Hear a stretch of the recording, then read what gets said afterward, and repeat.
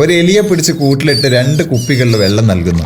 ഒന്ന് ശുദ്ധമായ പച്ചവെള്ളവും രണ്ടാമത്തത് ഡ്രഗ്സ് മിക്സ് ചെയ്ത വെള്ളവും. എല്ലാ സമയത്തും ഈ എലി ഡ്രഗ്സ് മിക്സ് ചെയ്തിട്ടുള്ള വെള്ളം തന്നെ കണ്ടിന്യൂസ് ആയി കുടിച്ച് അവസാനം അതിന്റെ ജീവൻ നഷ്ടപ്പെടുന്നു. ഇതായിരുന്നു അഡിക്ഷനെ കുറിച്ച് അതുവരെ ഉണ്ടായിരുന്നിട്ടുള്ള ഒരു പഠനം. ആൻഡ് ഈ പഠനം തെളിയിക്കുന്നത് മറ്റൊന്നുമല്ല, ഡ്രഗ്സ് എല്ലാം തന്നെ പ്രതിരോധിക്കാൻ പറ്റാത്ത വിധം അഡിക്റ്റീവാണ്. അങ്ങനെ ഇരിക്കുമ്പോഴാണ് 1970കളുടെ അവസാനം കനേഡിയൻ സൈക്കോളജിസ്റ്റായ പ്രൊഫസർ ബ്രൂസ് കെ അലക്സാണ്ടർ ഇതിനെ ചോദ്യം ചെയ്യുന്നത്. എലിയെ കൂട്ടിലിട്ട് ഇങ്ങനെ ഒരു പരീക്ഷണം നടത്തിയാൽ അതെങ്ങനെ ശരിയാകും? നമുക്കതുകൊണ്ട് ഈ പരീക്ഷണം കൂട്ടിലല്ല, ഒരു പാർക്കിൽ വെച്ചാണ് നടത്തേണ്ടത്. അതായിരുന്നു പ്രൊഫസറുടെ നിർദ്ദേശം.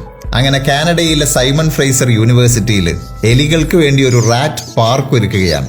എലികൾക്ക് സ്വസ്ഥമായും സ്വതന്ത്രമായും ജീവിക്കാൻ പറ്റുന്ന കുറച്ചുകൂടി വലിയൊരു എൻവയൺമെന്റ്.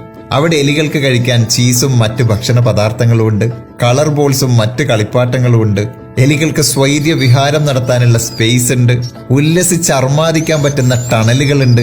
ആൻഡ് മോസ്റ്റ് ഇമ്പോർട്ടന്റ്ലി, സൗഹൃദം സ്ഥാപിക്കാൻ മറ്റെലികളും ഉണ്ട്.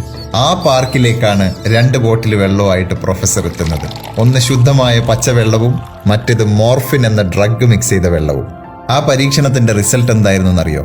കൂട്ടിൽ ഒറ്റപ്പെട്ടു പോയ എലി തന്റെ മുന്നിൽ കുടിക്കാൻ ശുദ്ധമായ പച്ചവെള്ളം ഉണ്ടായിട്ടും എപ്പോഴും പ്രിഫർ ചെയ്തത് ഡ്രഗ്സ് മിക്സ് ചെയ്ത വെള്ളമായിരുന്നെങ്കിൽ, ഈ റാറ്റ് പാർക്കിൽ മറ്റെലികളുടെ കൂടെ സന്തോഷത്തോടെ ജീവിക്കാൻ അവസരം കിട്ടിയ എലികൾ എല്ലായ്പ്പോഴും പ്രിഫർ ചെയ്തത് ശുദ്ധമായ പച്ചവെള്ളം മാത്രമായിരുന്നു.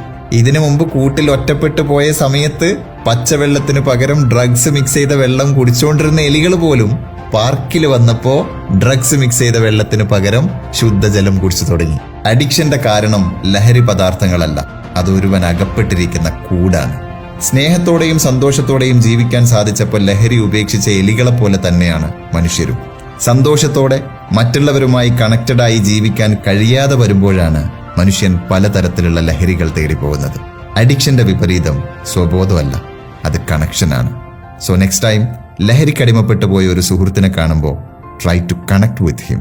ഒരുപക്ഷെ അവരുടെ ആ കൂട് പൊട്ടിച്ചു കളയാൻ അത് സഹായിക്കും.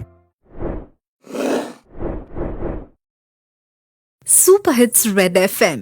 കേൾക്കൂ കേൾക്കൂ, കേട്ടുകൊണ്ടേയിരിക്കൂ.